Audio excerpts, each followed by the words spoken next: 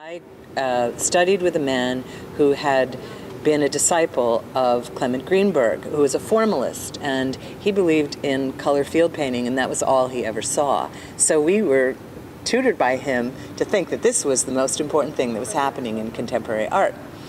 But then, after I graduated from college, I spent a year in Europe looking at the art and architecture I had studied for 4 years.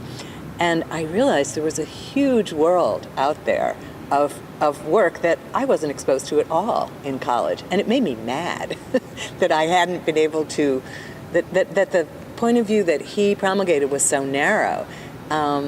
So at that moment, I thought that the most interesting work, in fact, going on in the country was happening in California. There were all kinds of really interesting artists working there in a way that was so different than what was happening on the East Coast. And that was something that was a big lesson for me. And I think that a critic who, like Greenberg, who is so narrow in his views, and Jed Pearl is a little bit like this too, is not really helpful as a critic because it's restrictive. It's not really helping people understand anything about the artist or the artist's intentions or the world of art to which that artist belongs.